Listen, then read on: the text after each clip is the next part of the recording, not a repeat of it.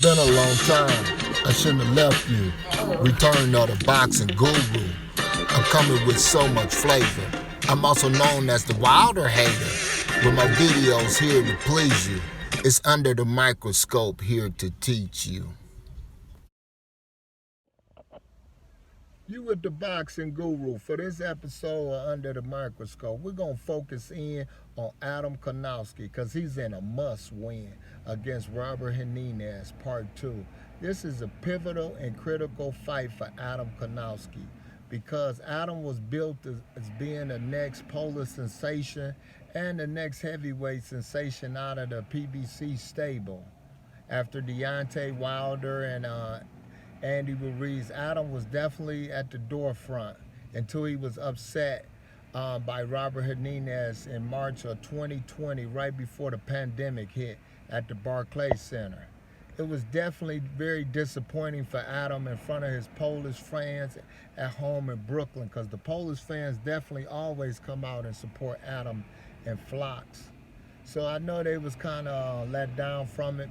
But it's a learning lesson for Adam, because Adam definitely was on a tear, but he had a lot of flaws that he needed to work on. So it was good that it happened early for him to get exposed, because Adam definitely suffers from that Brooklyn fate for a lot of the heavyweights. If you tie them up and walk them back, it stops their momentum. And then they don't punch effectively like they do if they come forward. Because Adam definitely is like an avalanche. If you let him come forward, he definitely get his momentum together. He get his combinations together. But if you can stop Adam in his tracks and work him on the inside, it definitely frustrates Adam. And then Adam definitely gets sloppy with his punches. And that's how he got clipped by Robert Helenius in the first fight, right on the temple. So I definitely will be in attendance to watch and see if Adam got any better as he corrected the flaws that he has, and to see if he can go to that next level of the game as far as the heavyweight division is concerned. So it's definitely going to be intriguing to see what Adam going to do against Robert Helenius, because Robert is definitely putting in some major work, because he's one of Deontay Wilder's toughest and top sparring partners. So it's going to be very critical for Adam to come with a different wrinkle in his armor to make a big difference to get the victory. But with the layoff with Robert Helenius probably being 36, I think he may be in his late 30s. So Adam should definitely be able to, squeak it out if Adam, corrected a few flaws. Not come face first like he normally do, think he could just absorb punches and then outwork you. Adam definitely has to come with a little more defense, keep his hands up, and be able to work on the inside, not with wide sloppy punches, but tighter punches to make a big difference and wear the old man Robert Helenius down. So it's definitely going to be critical to see if Adam can come from my number 2 all-time Polish heavyweight to number 1, because my number 1 is Andrew Golota. Andrew Golota was definitely one of the best Polish fighters that I saw. He was always entertaining, even though some of the major fights he was in, he didn't win, but he definitely put on an entertaining fight against Mike Tyson. He was winning the ones against Riddick Bowe, but he hit him with the low blow. So it's definitely going to see if Adam learned anything. Him and his trainer definitely can get back on course of being the face of Brooklyn boxing, because Little B-Hop is definitely coming up. Chris Colbert is definitely making his claims as being the face of Brooklyn boxing.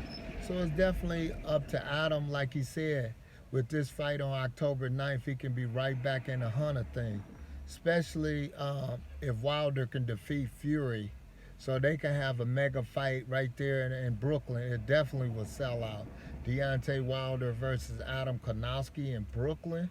Oh my God, can you just imagine that? All them Polish fans will be there, and Deontay Wilder fans from New York. Oh man, that would be an electrifying event. So Adam definitely has a lot to push forward to for this victory, because it's major and it's critical for Adam and Deontay Wilder. Both of them need victories because both of them is coming off losses and upset losses. So it's definitely going to be pivotal.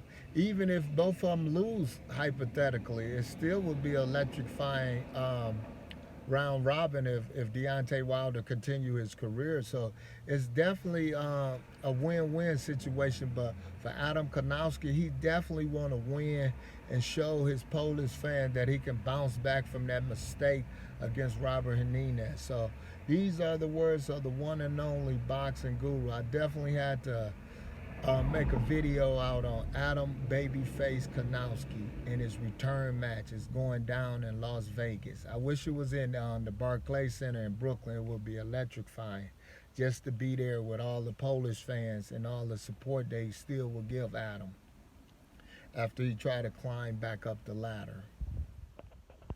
Here's footage that Adam needs to correct if he want to be successful in his rematch against Robert Helenius. Here's footage of Adam against Gerald Washington, footage brought to us by PBC Boxing.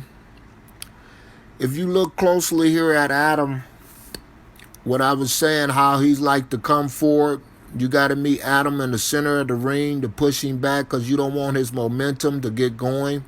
If you look carefully right here, see how Gerald Washington on the back foot trying to outbox Adam? See, that gives Adam a chance to go over his jab with looping shots because Adam usually is the shorter fighter. At 6'3", he's fighting a taller guy at 6'6". So it's very important if Robert is fighting Adam, he must get close to Adam and push Adam backwards because Adam doesn't do good off the back foot. But if you let Adam come forward and get his motor going, it's going to be a problem for you all night long because he's very durable and strong.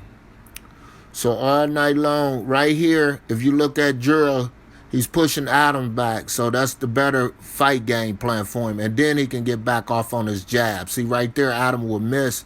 See, but now he's letting Adam pick up his momentum again by not smothering Adam and walking him back because Gerald is a big physical, strong fighter and he's supposed to be using his physicality against Adam instead of on the back foot trying to outbox him because he can't get the leverage he needs to push him back. And it's going to be very critical for Robert at this stage of his career to use these tactics of pushing Adam backwards because Robert is a little older now.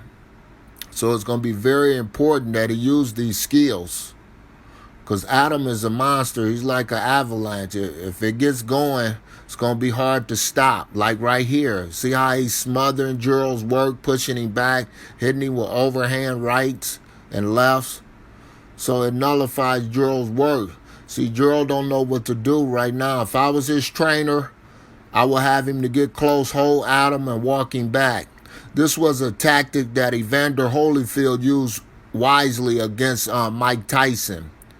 You push them back off the back foot, they can't get the leverage because both of their legs will be tied up and then they won't have the strength that they need. That's a Brooklyn factor, how you beat a Brooklyn fighter. It's just like when Holyfield fought Riddick Bowe in the second fight with a fan man. Holyfield stepped closer. Emmanuel Stewart had him to step closer on the inside and then come on the outside to push Riddick Bowe back. And so these are very key important details that Robert gonna need if he's going to be successful in Adam. Subscribe to me if you want more of the Boxing Guru Show.